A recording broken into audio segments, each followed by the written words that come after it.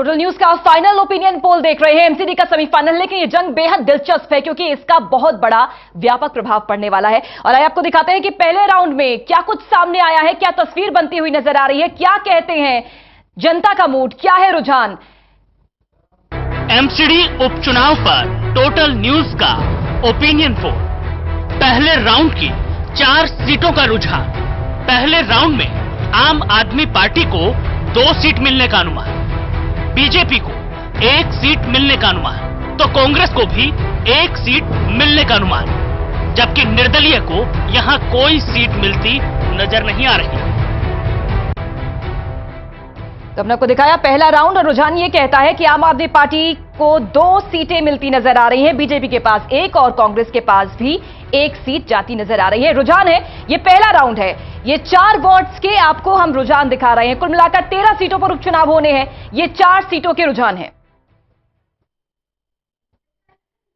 हमारे साथ लगातार खास गेस्ट पैनल बना हुआ है। शंभुनाथ जी, आपका रिएक्शन। 2 आपके पास, 1 बीजेपी, 1 कांग्रेस के पास। देखिए, आपका तो एक तरह से खाता खुला। अभी तक तो आप एमसीडी में निल थी, उसको 2 सीटें मिल गई, उसकी 2 तो पूरी 100% जीत उसकी मानी जाएगी। बीजेपी और कांग्रेस के बीच पे बिल्कुल लड़ाई कनेचुएट कांटे की चल रही है, दोनों 1-1 सीटों पर संतुष्ट हुई। अब दिक्कत यह है कि दिल्ली में 3 तरह की सरकारें काम करती हैं, तीनों कहीं ना कहीं सारी चीजों की जिम्मेदारी होती है, अंधेरे की हो, स्ट्रीट लाइट्स की हो या गंदगी की हो, तीनों कहीं ना कहीं जिम्मेदार है। पर चूंकि इनमें से 2 पे बीजेपी और 1 पे आप है, आप बड़ी सफाई से लड़ाई को जो है वो बीजेपी के खाते में डालते हैं कि जितनी गंदगी है, जितनी नाकामियां हैं, वो बीजेपी की है। ये मुद्दा उठा भी बहुत, बीच में हमने देखा जिस तरह से पूरा दिल्ली हो चुकी थी। आपने इस इशू को बहुत भुनाया था दिबल जी। बिल्कुल, उस समय भुनाया था, लेकिन कहीं ना कहीं बाद में जाकर के वो चीजें क्लियर भी हो गई थी कि इसके लिए जिम्मेदार कौन है। जिस तरह केंद्र सरकार ने इनको कहा कि हम पैसा दे चुके हैं और इन्होंने कहा कि हमको नहीं दिया, तो ये जो प्रलाप करती है दिल्ली सरकार, आप पार्टी के लोग जो प्रलाप करते हैं ना, इसका नुकसान भी कई बार बहुत ज्यादा हो जाता है, क्योंकि पब्लिक समझने लगती है एक मुकाम के बाद कि नहीं सच्चाई क्या है और झूठ क्या है। तो उसका भी, और जैसा कि अभी आपका ये सर्वे दिखा रहा है कि 2 सीटें आपको मिल रही हैं। अगर हम विधानसभा के रिजल्ट की बात करें, जैसा अभी अनिल बंसल कह रहे थे कि आपको अपनी पोजीशन बरकरार रखनी होगी, तो विधानसभा में अगर हम देखें तो 96% जो है सीटें उसके पास थी।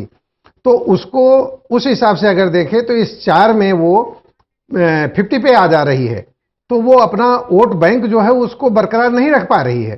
तो कहीं ना कहीं आप इसमें लूजर है, और बीजेपी तो लूजर है ही है। उसको अगर देखें तो उसके हिसाब से उसके पास 65% सीटें उसकी थी, तो वो भी लूजर रही है। तो कांग्रेस तो फायदे में ही है, उसको 1 सीट जो मिल रही है वो उसके फायदे की है। अनिल जी, क्या मुद्दे रहे होंगे जनता के जहन में, जो हम देख रहे हैं आपके पास 2 हैं, बीजेपी और कांग्रेस में बराबर है। जनता क्या सोच रही है? बहुत सारी लड़ाइयां हुई बीजेपी और आम आदमी पार्टी के बीच में, लेकिन फिर भी कुछ तो है जो लोगों का मत जा रहा है आम आदमी पार्टी के साथ। देखिए, आम आदमी पार्टी की लोकप्रियता में कमी आ सकती है, लेकिन हम ये नहीं मान सकते कि उनकी लोकप्रियता समाप्त हो गई। और जो बीजेपी है, चूंकि तीनों नगर निगमों में वो लगातार 8 साल से है और लोगों की समस्याएं भी हैं, तो कहीं ना कहीं ये मैसेज जाता है कि एंटी इनकम्बेंसी रहेगी। लोग अगर असंतुष्ट हैं, सब लोग, अभी जैसे कई लोग जो शिकायत कर रहे थे उसमें कई समस्याएं ऐसी, जैसे लॉ एंड ऑर्डर की समस्या है, वो कोई एमसीडी के हाथ की समस्या नहीं है, या ऐसी समस्या जो विधायक जी की बात कर रहे थे, विधायक तो नगर निगम के नहीं है। तो कुछ बात लोग करते हैं, लेकिन जो बुनियादी तौर पर समस्याएं हैं वो सब नगर निगम से जुड़ी हुई समस्याएं हैं, और उनका अगर समाधान नहीं हुआ है तो जो आज नगर निगम में बैठा हुआ उसको जवाबदेह माना जाएगा। तो इस नाते बीजेपी के खिलाफ एंटी इनकम्बेंसी मानी जाएगी। पर आम आदमी पार्टी स्मार्टनेस के साथ ये कहेगी कि हम तो 0 थे, अगर हम 13 में से 6 भी जीते हैं तो ये हमारी उपलब्धि है। पर हम मूल्यांकन करेंगे तो विधानसभा चुनाव की कसौटी पर ही करेंगे उनका। तो जो अभी ददीवल जी ने कहा कि अगर वहां 95% या 96% आप सफलता लेकर आए थे और विद इन ईयर आपका ग्राफ गिरता है, क्योंकि नगर निगम और दिल्ली विधानसभा ये मतलब एक तरह से स्थानीय मुद्दों पर ही, दिल्ली विधानसभा भी स्थानीय मुद्दों पर ही लड़ा गया चुनाव था, वो राष्ट्रीय मुद्दे तो होते नहीं दिल्ली में विधानसभा के, और वही नगर निगम की स्थिति है। तो मुझे लगता है आप पार्टी और बीजेपी दोनों एक तरह से एक दूसरे से गुत्थम गुत्था होंगे, दोषारोपण करेंगे, अपना फायदा बताएंगे, पर मजे में, जैसे बिल्लियों की लड़ाई में बंदर का मजा, ऐसे कांग्रेस अगर 1 सीट 2 सीट 3 सीट भी जीतती है तो कांग्रेस के लिए फायदा ही फायदा है, क्योंकि वो 0 से ऊपर आ रहे हैं। हालांकि नगर निगम में 0 नहीं थे वो, पर वो आज बात करेंगे दिल्ली विधानसभा चुनाव की, लोकसभा चुनाव के कॉन्टेक्स्ट में वो बात करेंगे कि विधानसभा में उनका खाता नहीं खुला और लोकसभा में भी उनका खाता नहीं खुला, तो अगर वो कुछ गेन कर रहे हैं तो उनके लिए उपलब्धि बहुत है। दिलचस्प है ये जंग। और खास बात यह है कि मैनिफेस्टो, किसी भी चुनाव के लिए मैनिफेस्टो बहुत अहम पार्ट होता है। मैनिफेस्टो वो होता है जिसमें पार्टियां जनता से दावे करती हैं, कई वादे करती हैं, और ऐसे ही पिछले चुनावों में कई वादे किए हैं आम आदमी पार्टी ने भी, बीजेपी ने भी, कांग्रेस ने भी। लेकिन क्या वास्तव में सत्ता आने के बाद, चुनाव जीतने के बाद ये मैनिफेस्टो के जो तमाम वादे हैं वो पूरे होते हैं? देखिए रिपोर्ट।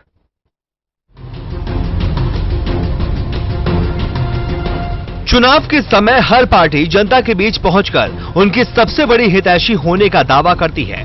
वादों की झड़ी लगाई जाती है और सपने ऐसे कि जनता मजबूर हो जाए वोट देने के लिए। वादों का पुलिंदा घोषणा पत्र के रूप में जारी होता है।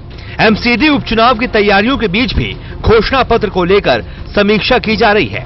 आपकी दिल्ली में सरकार है तो सबसे पहला सवाल आपका ही उठता है कि क्या आप अपने चुनावी वादे पूरे कर पाई है। बिजली के दाम आधे करना, 24 घंटे बिजली मुहैया कराने का वादा पूरी दिल्ली के लिए नहीं पूरा हुआ। पावर कट अब भी जारी है। महिला सुरक्षा के काम में होमगार्ड लगाने का वादा भी अधूरा है। जन लोकपाल बिल केंद्र के पास लंबित है। 10 से 15 लाख सीसीटीवी कैमरे कहां लगे किसी को नहीं पता। दिल्ली में 47 फास्ट ट्रैक कोर्ट खोले जाने थे, लेकिन ये वादा भी वादा ही रह गया। कॉन्ट्रैक्ट व्यवस्था को खत्म करने के लिए पॉलिसी अब भी नहीं बनी है। पूर्ण राज, वाईफाई, अवैध कॉलोनियों में पानी, 500 नए स्कूल, सब वादे आपने चुनाव से पहले किए थे। इधर दिल्ली नगर निगम की सत्ता पर काबिज बीजेपी के वादों की बात करें तो दूसरी बार सत्ता में आने से पहले वादों का झाड़ बीजेपी ने भी लगाया था। पार्टी ने वंचित तबके के लोगों को सामाजिक सुरक्षा कार्ड, 5वीं कक्षा की छात्राओं के लिए बैंक में 5,000 रुपए जमा करना और निकासी के लिए महत्वाकांक्षी योजनाओं का वादा किया था। साथ ही ज्यादा पारदर्शी और जवाबदेह व्यवस्था का आश्वासन भी दिया गया था। इंस्पेक्टर राज और भ्रष्टाचार को खत्म करने के लिए एमसीडी को ऑनलाइन करने का वादा भी था। पार्टी ने कहा था कि सत्ता में आने पर अनधिकृत कॉलोनियों को नियमित करेगी और उचित निकासी व्यवस्था, सड़कों और लेन, पार्कों, स्कूलों और अन्य सुविधाओं के साथ उन्हें रहने लायक बनाएगी। लेकिन इन वादों का क्या हुआ ये जनता बखूबी जानती है। इसी तरह के वादे कांग्रेस ने भी हर चुनाव से पहले अपने घोषणा पत्र में किए थे। हालांकि एमसीडी और फिर विधानसभा चुनाव में उसकी हार ये बताने के लिए काफी है कि उसके वादों पर जनता बहुत ज्यादा भरोसा नहीं कर पाई। शायद इसके पीछे वजह 15 साल के राज में किए गए वादों का पूरा न होना था। बहरहाल वादे करना राजनीतिक दलों का काम है और उन्हें पूरा करना भी, और तभी जनता का भरोसा कायम रह सकता है। तो ये मैनिफेस्टो के वादे जो हर पार्टी करती है अपने मैनिफेस्टो में। शंभुनाथ जी, जब मैनिफेस्टो के वादे पूरे नहीं होते तो क्या वास्तव में जनता का मोह भंग होता है उस दिल से? देखिए, आमतौर पे जो वायदे ज्यादा पार्टियां करती हैं वो रीजनल पार्टियां ज्यादा करती हैं। हालांकि थोड़ा संदर्भ से बाहर में ले आ रहा हूँ। तमिलनाडु में डीएमके और अन्ना डीएमके दोनों बारी बारी सत्ता में आते हैं और इतने वादे करते हैं, जैसे अभी उन्होंने वादा कर दिया है जो जयललिता ने, कि जो वो अगर सरकार जीती तो स्कूटर, हर परिवार को स्कूटर दिया जाएगा, 50% माफ कराएंगे, 50% सरकार देगी। तो इस तरह के वादे कितने सालों से हर जगह किए जाते हैं। कुछ वादे पूरे होते हैं, कुछ नहीं पूरे होते हैं। लेकिन जब हम नगर निगम के चुनाव की बात करते हैं तो नगर निगम तक जब तक पार्टियां चुनाव लड़ती रहेंगी तो यही हाल होगा। नगर निगम की समस्या एकदम अलग है, छोटी छोटी, जैसे लोग जो उठा रहे थे कि हमारे यहाँ स्ट्रीट लाइट नहीं है, या हमारे यहाँ पानी बिजली समस्या नहीं है, सीवर जाम है, फलाना ठिकाना। तो इस तरह की समस्याओं को दूर करने के लिए, जैसे पंचायतों में होता है कि एक जो सरकारी अफसर है और ग्राम पंचायत का जो सरपंच है, वो दोनों मिलकर काम करें, इस तरह कोई व्यवस्था होनी चाहिए कि इसमें पार्टियों दखल खत्म कर जाए। क्योंकि पार्टियां अपना नेशनल इंटरेस्ट देखती हैं, उनको लगता है कैसे वो विधानसभा लोकसभा में आए, नगर निगम उनके लिए एक सहारे का काम करता है, तो कतई ध्यान नहीं देती क्या उन्होंने वादे किए थे। और जो वादे अभी आपने दिखाए वो वादे स्टेट के थे। वो कहते हैं हमारा स्टेट से क्या मतलब, वादों से क्या मतलब, या हम क्यों नगर गलियां ठीक कर रहे हैं, हमारा काम तो बड़े काम है, हमारे इसके लिए तो विधायक कोष है, वही विधायक अपने कोष से। क्या ददीबल जी, जनता ये सोच रही है कि आपने मैनिफेस्टो में, विधानसभा में तो बहुत सारे वादे किए, उसका कुछ भी इंपैक्ट नजर आया एमसीडी के इन उपचुनाव में?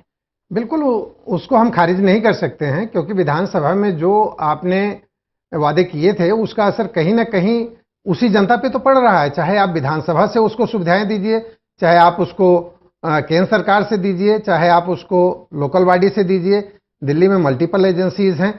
तो जब बड़ी पॉलिटिकल पार्टियां चुनाव मैदान में आती हैं तो वो उनको पार्टीगत लाइन पे ले जा करके इशू बनाती हैं।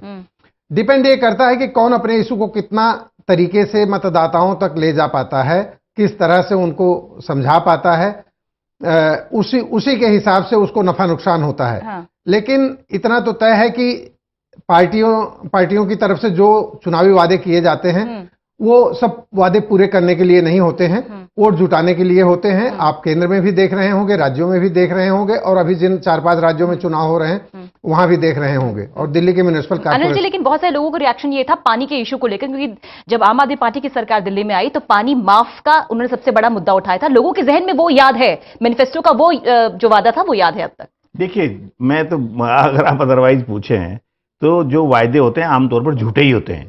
चौधरी देवीलाल बहुत इसमें रोचक और प्रैक्टिकल बात करते थे। 89 का चुनाव था, उससे पहले उनसे कहा गया कि आप जनमोर्चा बन गया, आप जनता दल बन गया, अभी तो आपका चुनाव डिक्लेयर हो गया, आपके पास चुनाव घोषणा पत्र तक नहीं है, तो कैसे आप चुनाव लड़ेंगे? तो उन्होंने कहा चुनाव घोषणा पत्र होता क्या है?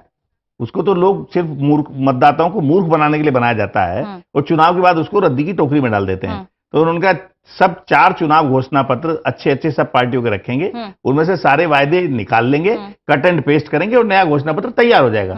तो वो जो व्यवहारिक बात करते थे, कुल मिला के जो इनका नतीजा समझती भी है, लेकिन उसके पास क्या विकल्प है? जो लोग हैं वही करते थे कि वायदे, सबसे बड़ा वायदा तो अरविंद केजरीवाल का लोकपाल का वायदा था, और नरेंद्र मोदी सरकार का भी। तो दोनों ही जगह ना केंद्र सरकार लोकपाल बना पाई, ना दिल्ली की सरकार लोकपाल बना पाई। तो वायदे तो मुझे लगता है कोई मतलब नहीं है कुछ भी। हाँ, अरविंद केजरीवाल सरकार का जो 2 बुनियादी मुद्दे थे, उससे उन्होंने क्रेडिबिलिटी अपनी, लोगों की नाराजगी भी लेकिन उसके कारण कुछ क्रेडिबिलिटी उन्होंने गेन की, उसको हाँ। हम नकार नहीं सकते। अगर उन्होंने बिजली के बिल आधे कहा था तो वो किया, और पानी इतने लीटर खरीदे थे। लेकिन ये वही पॉइंट है अनिल जी, जिस पर शायद जनता जरा नाराज भी होगी। उनका भी इतना लंबा एजेंडा है, जैसे अभी ददीबल जी ने कहा या आपने दिखाया, वाईफाई खत्म, स्कूल कहां से बनाएंगे, जमीन ही नहीं है। तब वो नबील भी बातें करते थे प्राइवेट लोग हमको जमीन देंगे, बहुत सारे लोग हमारे पास तैयार हैं, अपने मकान दे रहे हैं। कहां है? तो ये सब बातें मुझे लगता है लोगों को अब किसी पर भी, मैं ये चाहूंगा कि ऐसा कोई कानून बनना चाहिए कि या तो आप व्यवहारिक वायदा करें ना, और अगर आप वायदा करते हैं तो अगर आपने पूरा नहीं किया तो आपके खिलाफ FIR होगी और आपको इलेक्शन से अगली बार डिबार किया जाएगा। चलिए, काउंटिंग सेंटर में काउंटिंग लगातार जारी है। दूसरा राउंड क्या कह रहा है, लोगों का रुझान क्या है, जनता का मूड क्या है, आइए जानते हैं। MCD उपचुनाव पर टोटल न्यूज का ओपिनियन पोल। दूसरे राउंड की 5 सीटों का रुझान, आम आदमी पार्टी को 1 सीट मिलने का अनुमान, बीजेपी को 2 सीट मिलने का अनुमान, तो कांग्रेस को भी 2 सीट मिलने का अनुमान, जबकि निर्दलीय को यहां कोई सीट मिलती नजर नहीं आ रही। जो दूसरा राउंड उन्होंने दिखाया, और दूसरे राउंड 5 सीटों पर इस समय जनता का मूड है। आम आदमी पार्टी 1 सीट, बीजेपी 2 और कांग्रेस 2 सीट। दूसरा राउंड 5 सीटों पर। इसके साथ ही हम आपको दिखाएं कि अब तक की 9 सीटों का रुझान क्या है। MCD उपचुनाव टोटल न्यूज ओपिनियन पोल। अब तक रुझान 9 सीटों का, आम आदमी पार्टी के पास 3, बीजेपी 3 और कांग्रेस 3, यानी कह सकते हैं कि तीनों इस समय बराबरी पर। शंभुनाथ जी, क्या ये कड़ा मुकाबला है तीनों के बीच में? देखिए, पिछला जो आपने दिखाया था इतना ये ओपिनियन पोल, यानी वो अप्रैल के लास्ट वीक तक का था, 26 अप्रैल तक का था। उसमें आपकी बढ़त ज्यादा थी और कांग्रेस की बढ़त ज्यादा थी और बीजेपी बहुत कमजोर थी। इससे ये लग रहा है कि अब चूंकि आपने उसके लगभग महज 9 दिन के बाद की तस्वीर नजर 9 दिन के बाद की, और पोलिंग के मुश्किल से 2 दिन पहले की बात है, क्योंकि 15 तारीख को पोलिंग होनी है, यानी 70-72 घंटे रह गए होंगे। इसमें जो नतीजा आ रहा है उसमें बीजेपी अपनी बढ़त दिखा रही है, क्योंकि 3 पे भी आना बीजेपी के लिए एक सफलता का थोड़ा संकेत है, और तीनों को सब बराबर पे कर दिया। ये सफलता तो है कि अब आप जो बहुत उस समय फूल रही थी कि आप सबसे ऊपर जा रही थी, वो थोड़ा डाउन हुई है, और कांग्रेस भी बीजेपी, तो कांग्रेस के लिए भी सफलता और बीजेपी के लिए सफलता है, इसलिए कि तीनों लगभग बराबर पोजीशन में है। ददीबल जी, ये तो मुकाबला बीजेपी वर्सेस कांग्रेस ज्यादा नजर आ रहा है। जी, बीजेपी वर्सेस कांग्रेस ज्यादा है, और मेरे ख्याल से ये सर्वे अगर आप अगले 48 घंटे में करें तो आप जो 2 दिन बाद अगर आप उस दिन जब करेंगे चुनाव के दिन, तब आपको असली तस्वीर इसकी मिलेगी, क्योंकि आज जो कुछ उत्तराखंड में हुआ है उसका असर आपको दिखेगा इस चुनाव पर। और अभी 2-4 दिन पहले ही इन लोगों ने कई इलाकों में इंक्रोचमेंट हटाए हैं। आनंद विहार बस अड्डे पे आप देखें तो बिल्कुल साफ कर दिया गया है। ऐसे और भी कुछ इलाकों में इन लोगों ने हटाया है। तो उससे भी एक ठेली खोमचा और इस टाइप का जो वोट प्रॉपर केजरीवाल का था, वो उस वोट बैंक में कुछ नुकसान होता हुआ दिख रहा है उनको। तो अगले 2 दिन में तस्वीर और बदलेगी। और आपका ये सर्वे, इसमें आपने देखा होगा कि 3-3 दोनों हैं, तीनों को 3-3 मिल रहा है। तीनों को 3-3 मिल रहा है। लेकिन ये तस्वीर अगले 2 दिन में चेंज होगी। ये तस्वीर नहीं रहेगी। 2 दिन के बाद फिर ये तस्वीर बदलने वाली है, क्योंकि हमने जो पहला दिखाया था ओपिनियन पोल 4 मई का, तो उसमें आम आदमी पार्टी 7, बीजेपी 1, बहुत ही नीचे स्तर पर थी। लेकिन इस समय 9 सीटों का जो आकलन है वो 3-3-3 के बराबर है। 2 दिन के अंदर और चेंज होगा। देखिए, चूंकि 15 तारीख को मतदान होगा, आज 11 तारीख है, तो अभी चूंकि 4 दिन का मार्जिन है। अब सिर्फ 48 घंटे लास्ट के होते तो हम कह सकते थे कि ज्यादा परिवर्तन नहीं आएगा। अभी भी कुछ लोग अपना जो मन है वो बदल सकते हैं, पर जो कुल मिलाकर संकेत लग रहा है वो कहीं ना कहीं आप पार्टी के लिए खतरे की घंटी है। क्योंकि मैं ये मानकर चलता हूं कि 11 में से अगर वो 9 सीटें नहीं जीत, 13 में से अगर वो 11 सीटें नहीं जीतते, तो ये उनको कुछ भी वो सफाई देते रहे हैं, ये उनकी लोकप्रियता में गिरावट का पैमाना होगा। और बीजेपी को तो मालूम है कि चूंकि वो 10-8 साल से यहां सत्ता में है नगर निगमों में, और पिछले दिनों सफाई कर्मचारियों ने हड़ताल भी की और गंदगी भी रही, लोग परेशान भी रहे, तो कहीं ना कहीं भाजपा को घाटा होगा, ये भाजपा के लोग भी मानकर चल ही रहे हैं। तो कांग्रेस के लिए, जैसे मैंने कहा था, अगर वो 1 सीट भी जीते, भले नगर निगम में उनकी सीटें थी, तो वो विधानसभा लोकसभा से ही तय करेंगे। अब लोग भूल चुके हैं, उनको मानते हैं कि 0 है पार्टी, तो वो 1, 2, 3, 4 जितनी भी सीटें लेंगे, उनके लिए एक पुनर्जीवित होने का एक बहाना होगा और उनके लिए एक संकेत होगा। वो इसके सामने, और ये एक संजीवनी होगी। मतलब नगर निगम के चुनाव की बात की जाए तो कांग्रेस कहीं भी नहीं है। यहाँ कांग्रेस की जीत कांग्रेस पार्टी के लिए एक संजीवनी साबित होगी, इसमें मुझे कहने में कोई संदेह नहीं। और आइए फाइनल अब देख लेते हैं, फाइनल रुझान, फाइनल राउंड क्या कहता है। टोटल न्यूज का फाइनल ओपिनियन पोल पर एक नजर। एमसीडी उपचुनाव पर टोटल न्यूज का ओपिनियन पोल। 13 सीटों का फाइनल रुझान। आम आदमी पार्टी को 3 से 4 सीट मिलने का अनुमान, बीजेपी को 4 से 5 सीट मिलने का अनुमान, कांग्रेस को 4 से 5 सीट मिलने का अनुमान, वहीं निर्दलीय के खाते में 0 से 1 सीट जाने का अनुमान। तो फाइनल राउंड यानी 13 सीट पर क्या कहता है जनता का मूड। आम आदमी पार्टी को 3 से 4 सीटें, बीजेपी को 4 से 5 और कांग्रेस को 4 से 5 सीटें। अदर्स के खाते में भी, निर्दलीय के खाते में 1 सीट जा सकती है। तो ये फाइनल राउंड है। 13 सीटों पर उपचुनाव होने हैं 15 मई को। और ये क्या तस्वीर है ये आपके सामने। शमुना जी, इस पर रिएक्शन। 15 दिन पहले स्थिति भिन्न थी, लेकिन उससे पहले एक बार वोट परसेंटेज में भी नजर डाल लेते हैं। इन 13 सीटों की वोट परसेंटेज की बात की जाए,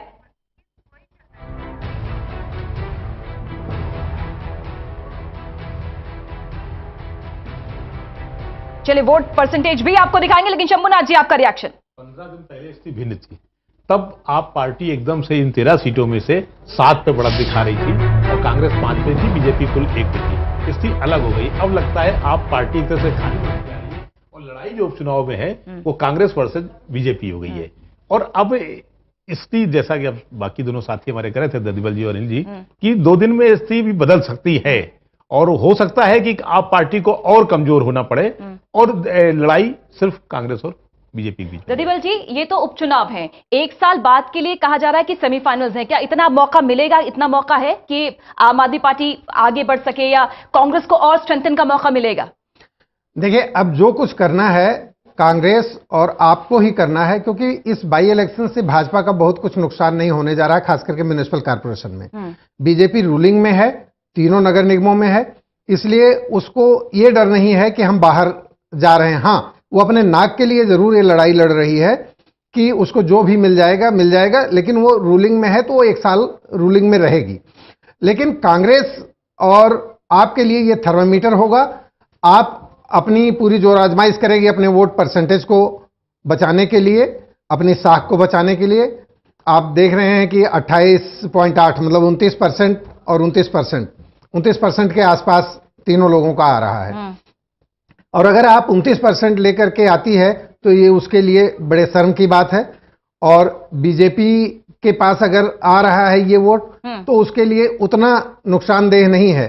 लेकिन कांग्रेस अगर लेके आ रही तो वो गेन कर रही है। बिल्कुल, एक बार फिर से वोट परसेंटेज बता देते हैं कि जो फाइनल 13 सीटों पर जो रुझान आए हैं, वोट परसेंटेज के मुताबिक आम आदमी पार्टी को 28.87%, बीजेपी को 28.22% और कांग्रेस का जो प्रतिशत है वो 29.53% है और अदर्स की बात की जाए 1.65 और निर्दलीय 7.38। अनिल जी, आपका कमेंट।